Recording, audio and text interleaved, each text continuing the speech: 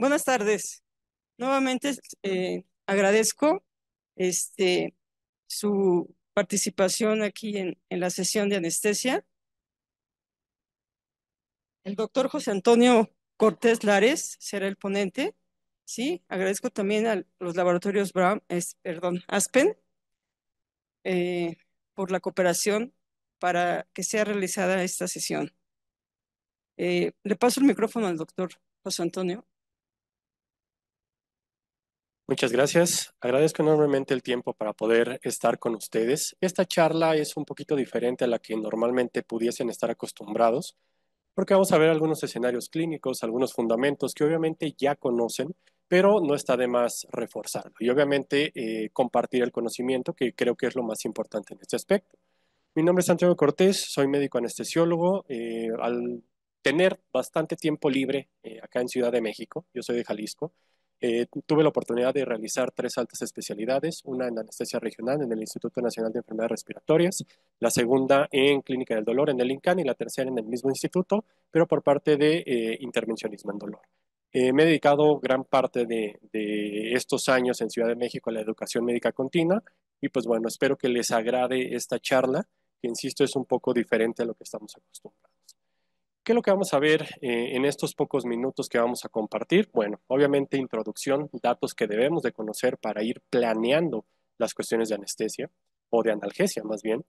Definiciones, lo que es una cuestión muy básica de vía del dolor, factores de riesgo, casos clínicos y obviamente conclusión. ¿Y qué nos gustaría más? Pues estando en un hospital Ángeles Pedregal, que es lo más grande, lo más novedoso, tener pues prácticamente este tipo de aditamentos y este tipo de tecnología que nos ayuda a hacer ya abordajes con realidad aumentada, que implica poder utilizar un ultrasonido, poder estar viendo al paciente a la par y poder hacer nuestros abordajes con la seguridad y obviamente en un escenario controlado.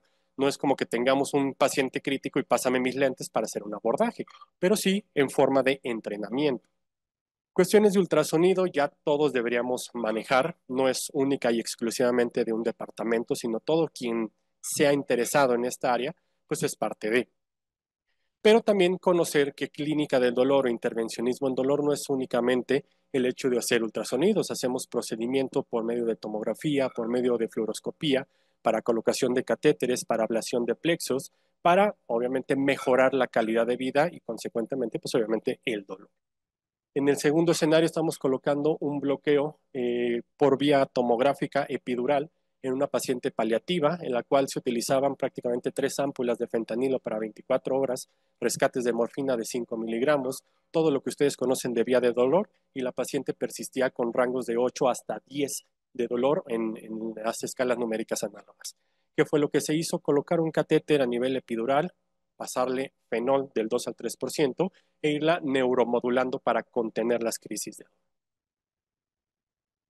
Pero la realidad es de que a pesar de que conocemos la vía del dolor, a pesar de que es un abordaje que ya lleva mucho tiempo y que en todas las áreas de especialidad o de alta especialidad está, estos son los mensajes que recibo prácticamente todos los días, tanto de aspecto público como de aspecto privado, haciendo énfasis en que aún en diversos servicios, el hecho de manejar opioides y que un paciente tenga dolor es algo extraño, es algo raro, es algo que se sale fuera de lo convencional, porque realmente es lo que se esperaría.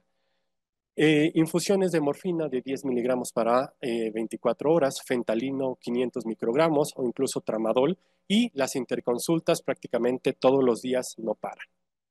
Y es por eso que es importante tener un equilibrio entre lo que podemos hacer, entre los medicamentos que podemos administrar y realmente tener un sustento en lo que es vía del dolor. Y esto es un video que vi hace 15 años. Yo sé que muchos no les gustará este tipo de abordajes, pero viendo ya muchas caras conocidas, es algo que se va a presentar tanto en residencias como actualmente, y ustedes no me lo dejarán mentir, los que tienen más... Por favor, échele un vistazo.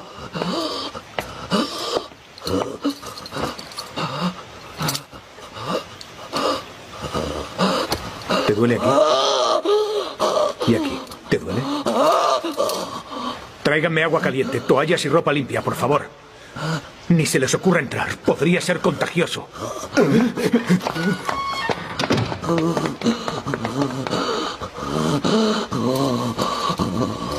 ¿Por qué estás fingiendo?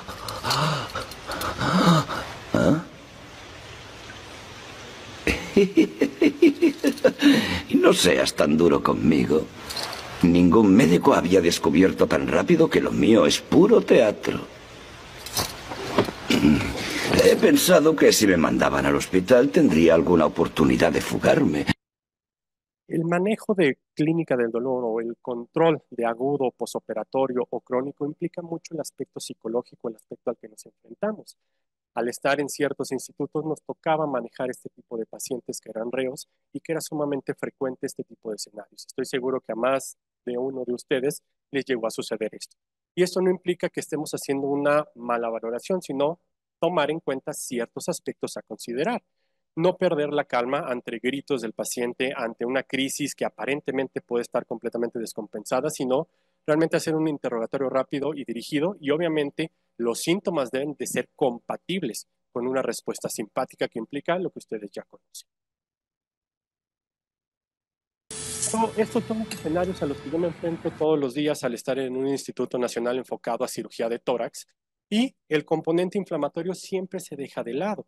Asumimos que infusiones, ya sea de opioide mayor, epidural, intratecal, en infusiones con rescate es más que suficiente, o todavía un poquito los más osados, con bloqueos torácicos epidurales, ya sea coasistidos, ecoguiados o por referencias, y que un paciente tenga dolor, insisto, volvemos a lo mismo de que es raro que presente dolor.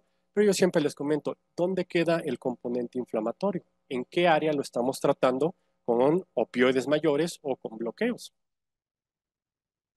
Y esto es importante porque vuelvo a lo mismo. Si ya conocemos una escalera analgésica que, acorde a los años, se ha ido evolucionando, ha ido modificándose de acuerdo a las necesidades, ¿quién de ustedes me podría decir que todavía es complicado aprenderla o que es hasta cierto punto de gran conocimiento poder aplicarla en un paciente?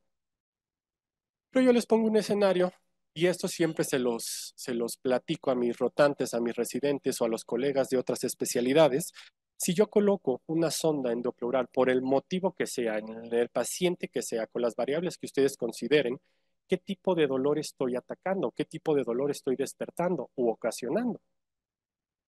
Si nos vamos a las clasificaciones más básicas, más burdas, no nos vamos a meter en aspectos bioquímicos o más avanzados, realmente el puro abordaje de una sonda endopleural, podemos tener un dolor somático por el hecho de la manipulación de la piel y la sonda que prácticamente la suturamos en esa zona. El aspecto neuropático, porque estamos irritando un nervio intercostal. Y aparte el componente visceral, que conlleva una irritación a nivel de bronquios, bronquiolos o tráquea. Entonces, todo este aspecto de una sonda endopleural desencadena tres tipos de dolor de manera inmediata, rápida, y creemos que con el puro hecho de dar un analgésico, un opioide mayor de rescate o paracetamol es más que suficiente para contener estos pacientes. Y obviamente cada uno de estos tipos de dolor conlleva un tratamiento completamente diferente al otro. Y uno de los escenarios que más me causó impresión en este aspecto fue uno que manejamos prácticamente en mi rotación de tercer año de residencia, en la cual una paciente joven, veintitantos años, iba bajando de su carro y con la puerta del carro se lesionó su dedo. ¿Qué lo que hicieron? Pues un protocolo convencional, valorar el dolor, valorar la radiografía, ver que no tenga algún tipo de lesión ósea y que no necesite sutura. La paciente refería dolor, obviamente por el traumatismo, se le dio un tratamiento multimodal por parte del servicio de respuesta inmediata en cuanto al tratamiento. Pasan las semanas, pasan los meses, la paciente persiste con dolor y ya no es únicamente en la falange, se extiende a la mano y se extiende a la muñeca.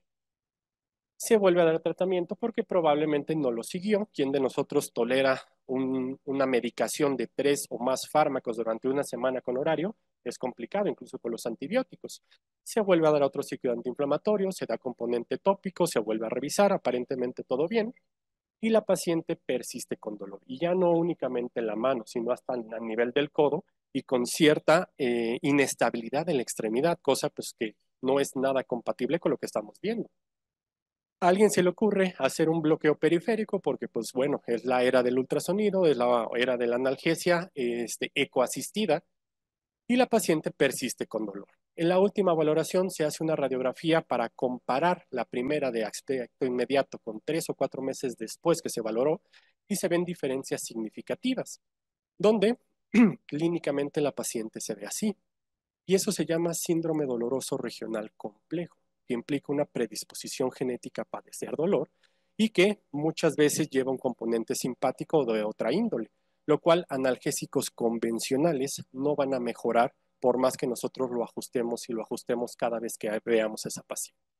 Y ahí es la importancia de conocer que el último eslabón o la última parte no implica la etapa final de dar tratamiento, sino que implica si yo tengo factores de riesgo, si yo tengo antecedentes de importancia y que son red flags para nuestros pacientes, desde el inicio yo puedo derivar a este paciente o necesito ser más agresivo con su tratamiento.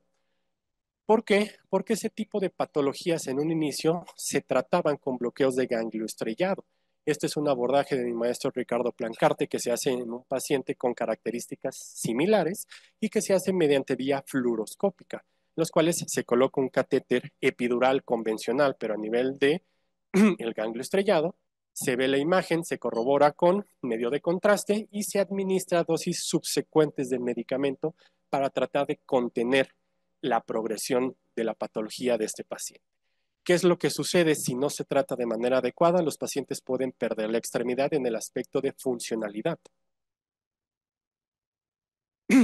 Este tipo de pacientes que son prácticamente de otro tipo de instituto, en los cuales paciente igual de 20 y tantos años sin ningún factor de riesgo, trabajador, obviamente en el área de la construcción, sufre lesión en ambas extremidades torácicas y pues obviamente imagínense el escenario tan bordo y tan riesgoso en todo aspecto que nos vamos a enfrentar. Si nosotros tuviésemos la noción de colocar desde el inicio catéteres perineurales, administración de medicamento y todo lo que vamos a ver ahorita adelante de vía del dolor, los pacientes tendrían una mejoría todavía más importante, no tendrían que estar intubados durante todo este periodo perioperatorio y nuestros resultados serían mejores. ¿Qué se puede decir de los opioides? Ustedes lo saben mejor que yo. Las cuestiones de uso de opioides en nuestro vecino del norte pues son prácticamente 10, 15 veces lo que nosotros llegamos a usar. Y a lo que voy es de que muchos de los medicamentos pues están satanizándose, al igual que lo hacen con anestesia regional. Ya hay bloqueos buenos y malos y cosas que no deberían ser y que ponemos una etiqueta que nos limita para el uso de los medicamentos, cosa que no debería ser así. Y lo mismo sucede con los AINES. Si nosotros ya nos casamos burdamente o ya tenemos una predilección con los medicamentos, estamos perdiendo la oportunidad de poder manejar un poquito más avanzada la vía del dolor y dar los beneficios a pesar de que ese medicamento nos haya generado ciertas circunstancias en el pasado no tan óptimas. Eso no implica que en el futuro va a seguir sucediendo. Y lo primero que pensamos es, cuidado con los AINES porque no vaya a tener una lesión renal, o mejor no se los administres porque va a ser más perjudicial a corto o mediano plazo. Pero como todo en la vida, pues tiene indicaciones. Si todavía nos profundizamos más en el área de clínica del dolor, pero incluso en el área de pediatría, si en los adultos existe todavía un tabú en el uso de opioides o de AINES, en los niños prácticamente es un pecado, es inexistente.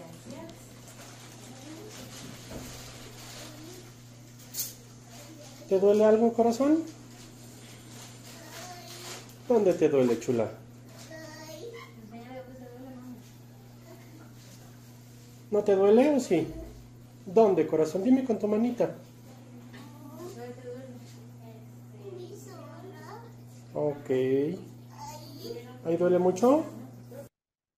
¿Cómo creen que va a estar un paciente pediátrico que no tiene su corteza cerebral completamente desarrollada, que ha tenido que ser sometido a 1, 2, 3, 4 cirugías torácicas en la periferia y aquí en Ciudad de México para intentar resolver el escenario, pero que durante todo este periodo nadie se dio a la tarea de vigilar y de controlar el dolor? Y hay que ver definiciones, porque pues a pesar de que son muy básicas, siempre es importante recordarlas, como un dolor posoperatorio básico, es aquel que aparece como consecuencia de un acto quirúrgico, pero no es lo mismo una prótesis de rodilla, una prótesis de cadera, que lo hacemos todos los días, a un salvamento de extremidad, como lo hacen en diferentes hospitales. No es lo mismo las incisiones, no es lo mismo la manipulación o todo lo que se llega a hacer. Y obviamente los índices de dolor cambian completamente. Pero todavía más importante, el dolor perioperatorio, que es entendido como aquel dolor presente en un paciente quirúrgico a causa de la enfermedad previa o del procedimiento o la combinación de ambos. ¿A qué voy con esta burda diferencia entre definiciones?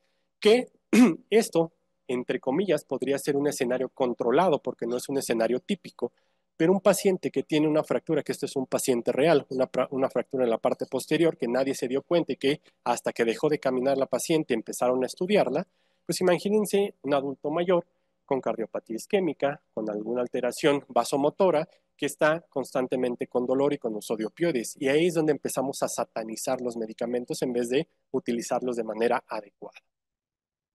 Como comentaba, mucho de lo que nosotros hacemos en clínica del dolor es dolor posoperatorio en prótesis, que es un aspecto controlado, que se pueden hacer ablación de nervios geniculados de manera percutánea. Incluso eso lo hicimos la semana pasada en una paciente con estas características y sin mayor inconveniente se fue caminando a su casa. Pero ¿qué es lo que pasa con los pacientes adultos mayores que se caen, que se fracturan, que tienen fracturas de esta índole y que esperamos a que llegue alguien más para poder valorarlo, a pesar de que en urgencias llegan con crisis de dolor? Y lo único que hacemos es tratar de inmovilizar la extremidad porque es suficiente. Entonces, ustedes ya conocen estas definiciones de analgesia multimodal, el hecho de utilizar múltiples vías farmacológicas de tratamiento con dosis mínimas, pero con una combinación adecuada para limitar las dosis, pero con una mejor analgesia en estos pacientes.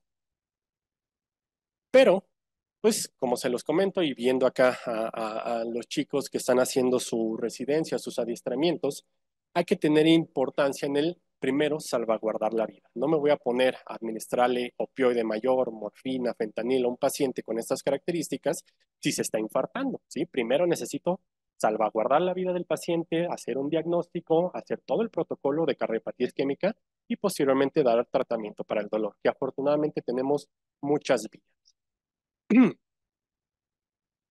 Pero esto es una realidad. A pesar de ya la era del ultrasonido, a pesar de la era del intervencionismo en dolor, esto no ha cambiado. Ustedes ahorita pueden googlear fácilmente en cualquier página de su interés y pongan dolor posoperatorio. 7 de cada 10 pacientes en este periodo va a tener un dolor de moderado a severo. A pesar de que nosotros asumimos que teniendo un adiestramiento en ultrasonido o de opioides es más que suficiente porque mi paciente no se queja.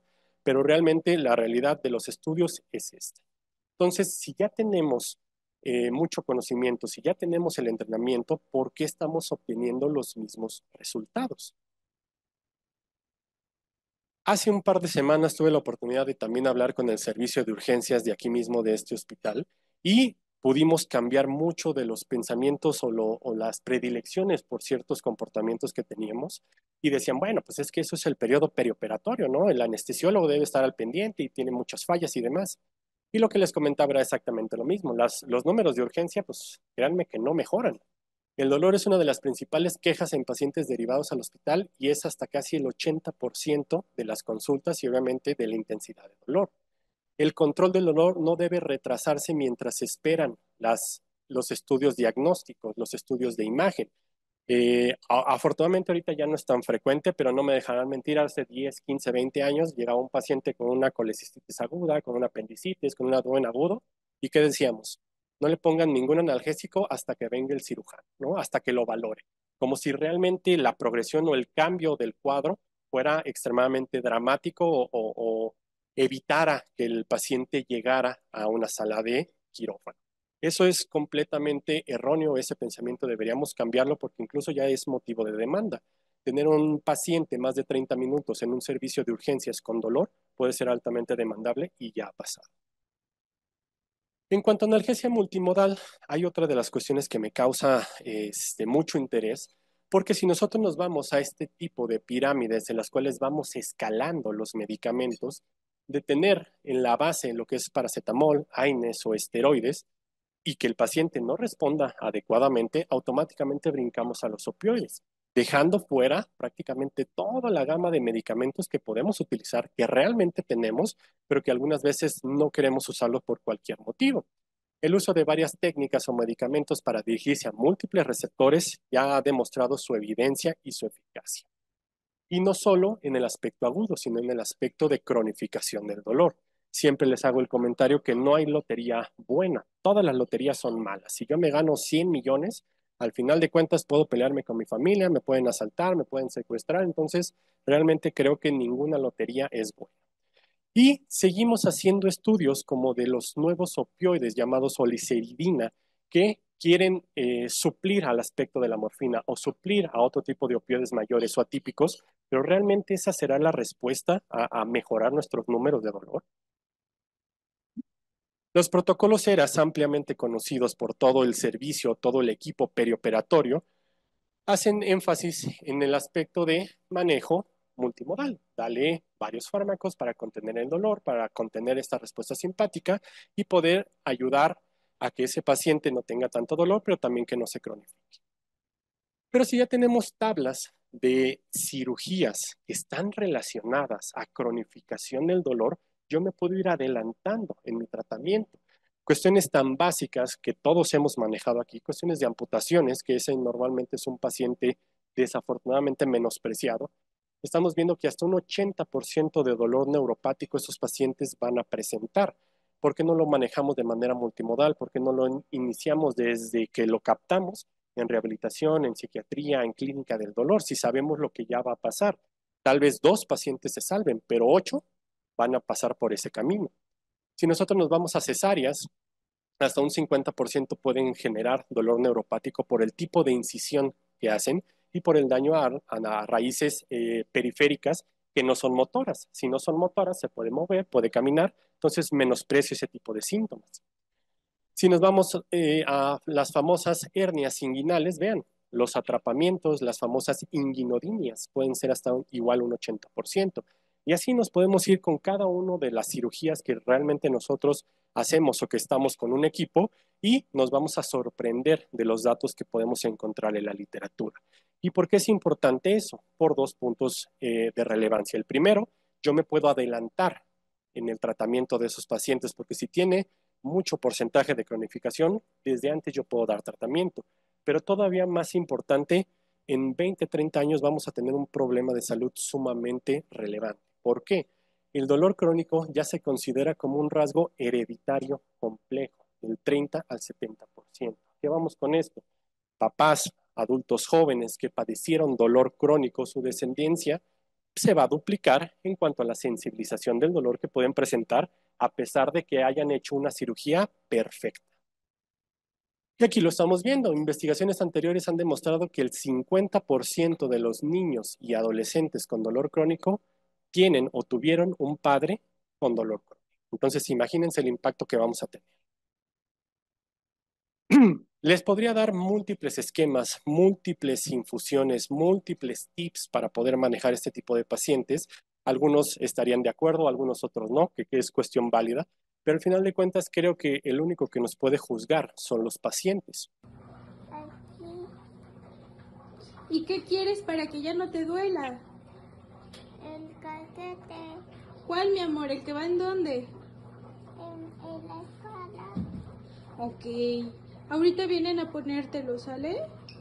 Esta pacientita es hija de la famosa ola de papás antivacunas, en los cuales hemos tenido un gran problema con neumonías atípicas y sumamente agresivas en los niños por esta omisión de vacunas. ¿Qué fue lo que sucedió? Esta niña estuvo sometida a 3 procedimientos quirúrgicos, en el último se colocó un catéter, no a nivel caudal, no a nivel torácico, un bloqueo erector espinal con infusión continua y la paciente estaba como sin nada. Le retiran la sonda, el pulmón se comporta adecuadamente, el servicio de anestesia retira el catéter y a las 8 horas se vuelve a colapsar ese pulmón. Que lo que sucede es exactamente la misma paciente del video previo.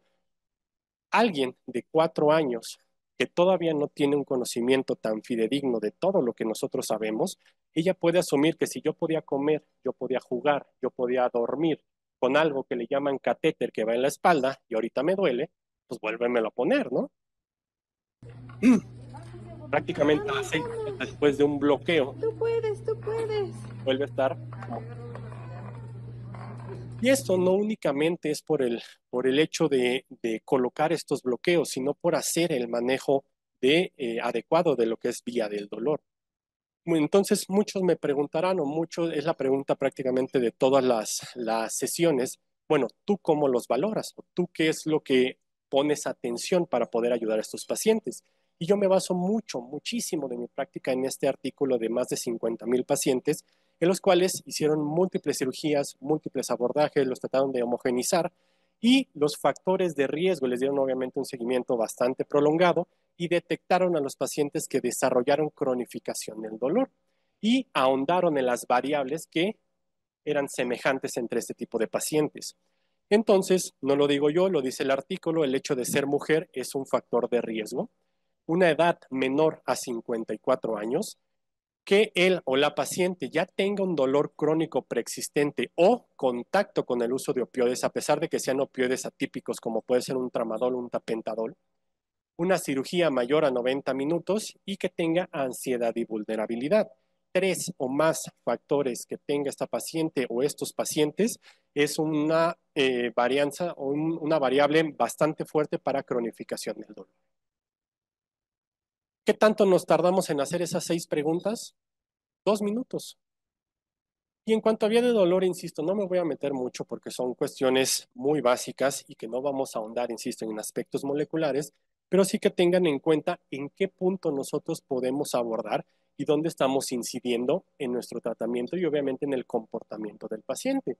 Desde transducción, transmisión, modulación, percepción, que las últimas 2 normalmente son los que más manejamos en el aspecto intervencionista del dolor, y las fibras descendentes que van muy relacionadas a los aspectos psicológicos o psiquiátricos de los pacientes. Y ya vimos que una varianza, una variable relacionada a esto puede ser perjudicial para este tipo de pacientes.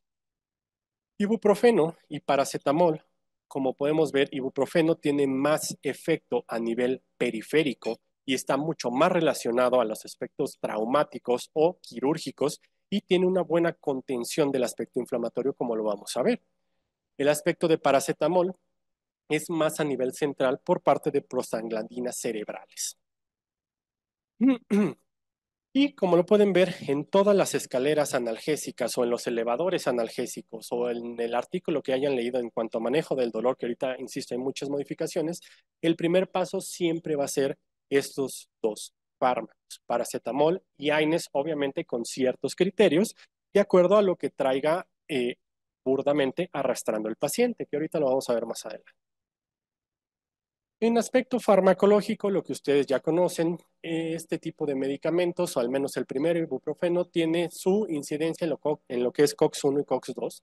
De acuerdo a la predilección de cada uno de estos, pues son los efectos que vamos a tener, ya sea lo que obviamente no queremos, una alteración en protección gastrointestinal y renal, agregación plaquetaria, pero sí en una inflamación, dolor o fiebre. Aquí hay otro concepto que debemos de aprender y que debemos de empezar a aplicar mucho, que es un aspecto de analgesia preemptive.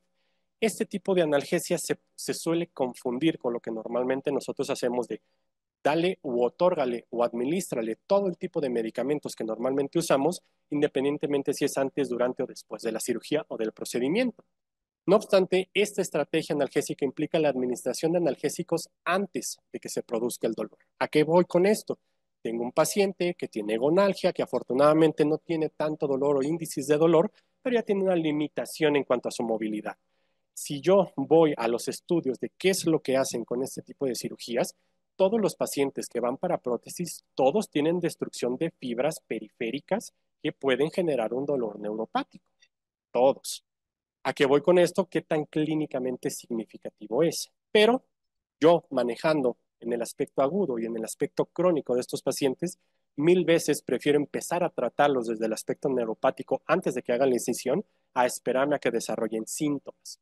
Y ahí es la diferencia significativa de preventiva a preventive, en el cual uno va enfocado al control de la sensibilización y el otro únicamente a las cuestiones de dolor, ¿vale? Preventiva no está enfocada en el manejo de sensibilización, quitas del dolor mediante la vía que tú puedas y tú quieras en cuanto a tu paciente. Preventive, prevención del bombardeo masivo de nociceptores, cascada inflamatoria y toda la disregulación de estos receptores ante el tratamiento o ante la enfermedad, y es evitar este tipo de sensibilización. Estaría de más hablar de las clasificaciones de cada uno de los AINES porque, insisto, ya es más profundo y realmente la que más nos sirve es qué tanto dura mi medicamento para saber cómo administrarlo y qué complicaciones puedo tener con los medicamentos, que ustedes ya las conocen. O sangra o tiene lesión renal y esas son las preocupaciones, ¿no? Ya hay muchos estudios que clasifican diversos fármacos de acuerdo a su potencia, de acuerdo a la edad, de acuerdo a la tasa de filtración glomerular o qué tan reciente tuvo tal patología el paciente. Pero si nos vamos a los datos duros, a los datos tanto nacionales como internacionales, hemos visto que los AINES con mayor riesgo de sangrado es piroxicam y ketorolaco. Y los anestesiólogos pediatras no me dejarán mentir en este aspecto. Obviamente aspirina y diclofenaco naproxeno. En el aspecto con AINES con menor riesgo, aquí es donde cae la famosa pelea entre los COX-2 y el ibuprofeno. Entonces, ¿cuál es mejor a utilizar? ¿No? Y aquí tenemos otra escalera de acuerdo a qué predilección tienen con estas isoenzimas. Aquí vamos un poco más profundo porque son las preguntas más frecuentes, ibuprofeno versus ketorolaco, ibuprofeno versus COX-2, donde la primera comparación podemos ver que una relación de inhibición entre el 1 y el 2, en cuanto a ibuprofeno es 2.5 frente a 1, comparativamente con ketorolaco que es 330 versus 1. La diferencia es abismal.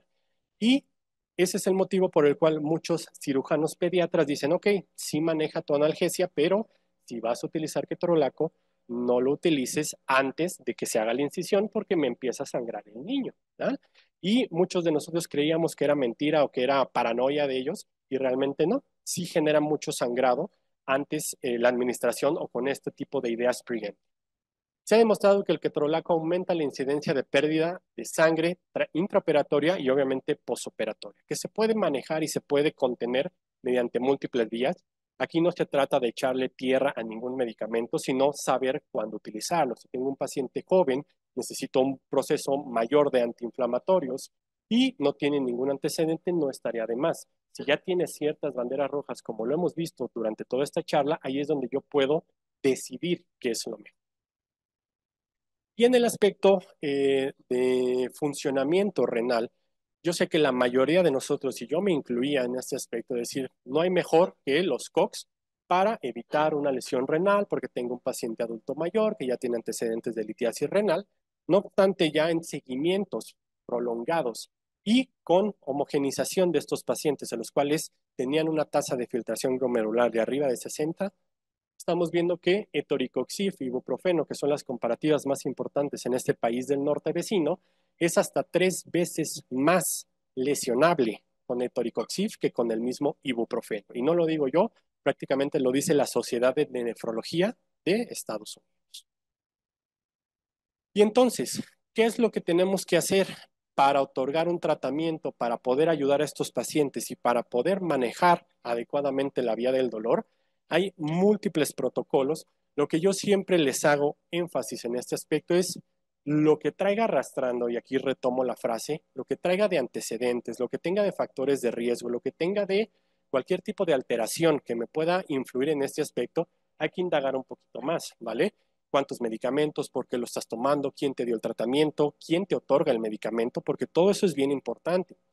Interacciones farmacológicas, saber si yo sumo A más B, ¿qué puede suceder? ¿No? Y ya hay múltiples aplicaciones en nuestros smartphones celulares en los cuales yo pongo cada uno de los medicamentos que está usando el paciente y que aparte yo voy a usar transoperatoriamente o posoperatoriamente y me dice el riesgo de sangrado o el riesgo de cualquier tipo de variable que puede tener el paciente. Estado del paciente, ¿cómo está? ¿Tiene dolor? ¿Tiene molestias? ¿Está en un grito de dolor o únicamente se queja pero no se refleja en signos vitales? Todo eso nos ayuda, ¿vale? Y esto creo que es lo más importante porque también al ser un hospital escuela, el uso y la monitorización correcta del medicamento. Nosotros asumimos que porque ya utilizamos o ya sabemos o durante mucho tiempo hemos utilizado estos medicamentos que son ampliamente conocidos, ya todos los sabemos usar.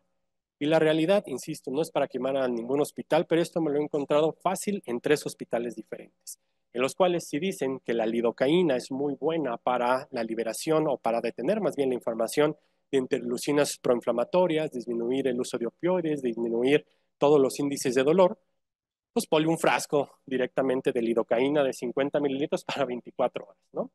Entonces, indicación que no se le da un seguimiento puede generar este tipo de inconvenientes en los cuales pues, no tengo que hablar de lidocaína intravenosa en infusiones continuas porque ustedes saben lo que puede generar.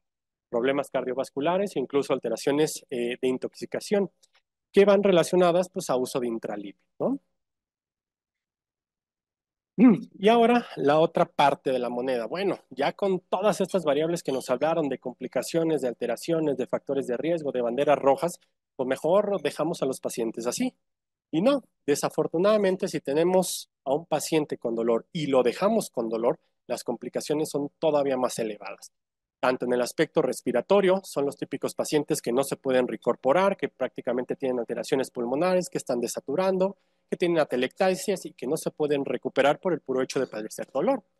Complicaciones cardiovasculares, el paciente que no tenía arritmias y en el aspecto posoperatorio empieza con arritmias, ¿no?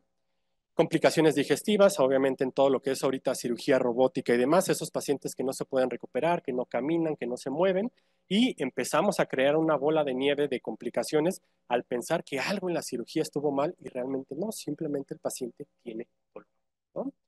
Complicaciones metabólicas y obviamente psicológicas. Ese típico número de pacientes que ustedes han tratado que a su familiar cercano, a su hijo, a su papá, mamá, le fue muy mal con la anestesia, le fue muy mal con todo el procedimiento y tuvieron miedo de ser sometidos a este tipo de procedimientos, haciendo que se compliquen todavía más las cosas. Entonces, ¿qué es lo que podemos hacer? Afortunadamente ya tenemos o se pudo ampliar la gama de estos medicamentos. En el aspecto de ibuprofeno específicamente, un estudio en cirugía de hernia ambulatoria mostró que pacientes que recibieron esta combinación de AINE y paracetamol tuvieron índices que son 40% menores al uso de opioides, que eso es fantástico para todos, mientras obviamente el paciente esté controlado. En cuanto al aspecto intravenoso, se ha demostrado una reducción significativa de la misma intensidad del 43 y un 58% de pacientes en otras poblaciones, ¿vale? ¿Para qué nos sirve o para qué es la importancia de tener una presentación intravenosa si ya la tenemos vía oral en el gramaje que ustedes quieran? Pues bueno, sabemos que esta presentación en específico podemos obtenerla de 400 a 600 miligramos y que es fácilmente titulable, ¿vale? Porque yo puedo sacar los mililitros de la presentación, los miligramos y administrar lo que yo considero de acuerdo al peso. La solución es transparente, incolora y sin partículas.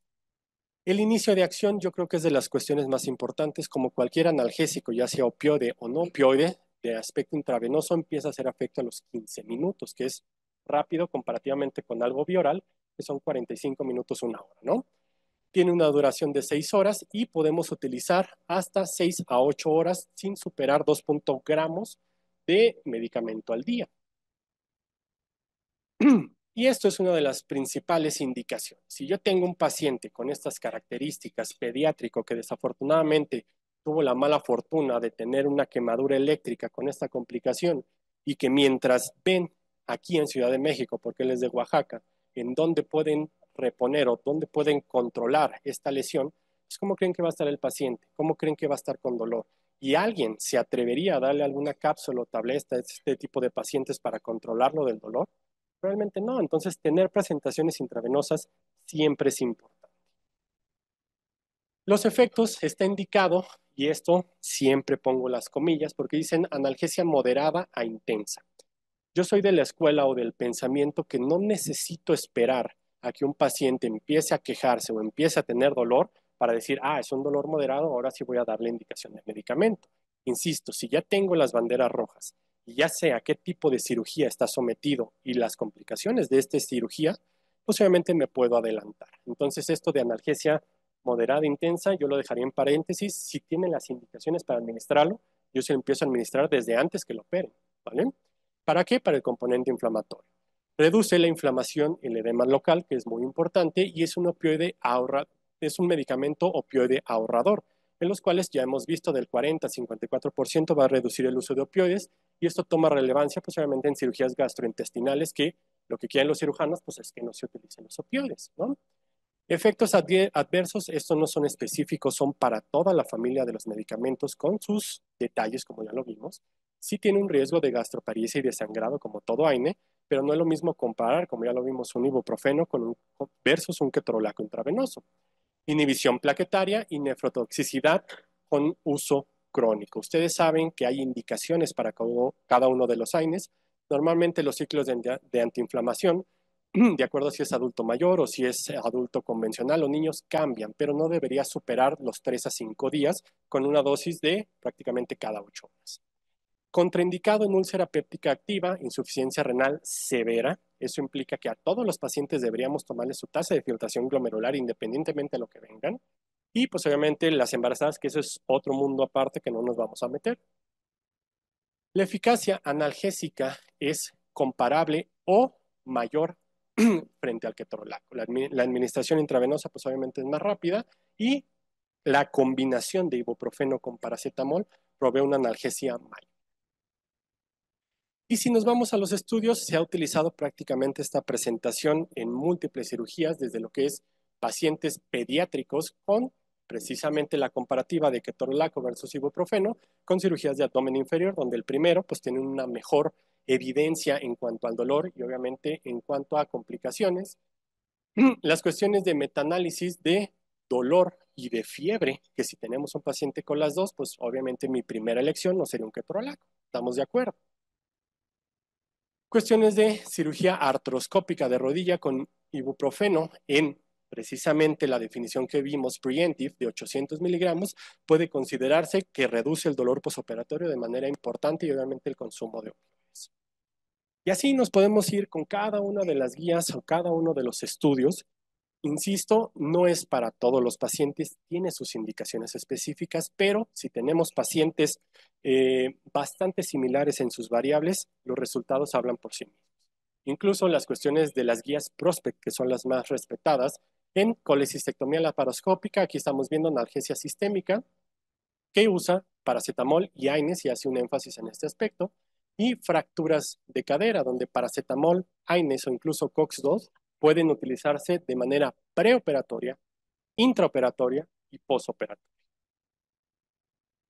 Entonces, como conclusión, si ya tenemos un medicamento que todo el mundo conoce, incluso los del área que no pertenecen a la salud, si tenemos un AINE que en cuanto a potencia analgésica es muy similar, tiene un menor riesgo cardiovascular comparativamente con otros AINES, tiene un menor daño renal con el pensamiento que nosotros teníamos de que los COX-2 eran mejores, realmente ya vimos evidencia de que no es así. Es fácilmente titulable y es un pilar fundamental del dolor. Creo que es una muy buena opción para nuestros pacientes para contener estas crisis de dolor, incluso hacer que los pacientes durante todo el periodo trans y posoperatorio no presenten estas crisis. Específicamente es un control eficaz del dolor en cuanto a recuperación y obviamente satisfacción del paciente. Y las guías modernas, como ya lo vimos, comparativamente con otros medicamentos o guías tan respetables como Prospect, ASA, NICE o ERAS, todos hacen el énfasis de utilizar este tipo de medicamentos como base de tratamiento para las cuestiones de dolor. Esto abre oportunidades para posicionar, pues obviamente, estas alternativas intravenosas. Y me gustaría que se llevasen esta tabla que la utilizamos mucho. No sé si afortunado o desafortunadamente soy de los pocos equipos que todavía está tanto en el aspecto agudo como en el aspecto crónico y esto es lo que veo todos los días. En el aspecto preoperatorio, preoperativo, como lo pueden ver, valorar adecuadamente el paciente, saber sus factores de riesgo, saber las banderas rojas y poder, si es necesario, interconsultar al servicio para dar un tratamiento de manera óptima. La cirugía, lo que ustedes ya conocen, lo que ustedes ya manejan, no nos vamos a meter en que si es mejor TIVA, anestesia regional, analgesia, lo que ustedes quieran, sino lo que ustedes ya dominan, pero lo más importante es hacer revisiones. Si nosotros hacemos una línea burda y un poquito absurda de lo que es manejo de dolor agudo versus crónico, que son 3 meses, porque los servicios de dolor hasta los 3 meses recibimos a los pacientes y ya tenemos un paciente que va a ser sometido a una amputación. No tiene ningún sentido. Entonces, hay que hacer revisiones dinámicas y constantes en estos pacientes. La sugerencia es que sea las 2 semanas para saber si la resolución del dolor de estos pacientes es esperada o algo está cambiando en ellos. Y si tiene un dolor posoperatorio anormal, desde ese entonces a clínicas de dolor perioperatorio o dolor crónico, poderlo derivar. Y obviamente, como les comentaba, a los 3 meses volver a hablar con los pacientes, ya sea vía telefónica o poderlos citar, para saber si tiene una resolución esperada o todavía necesita algún otro tipo de manejo avanzado en cuanto a clínica del dolor. No sé si tengan alguna pregunta o duda acerca de todo esto.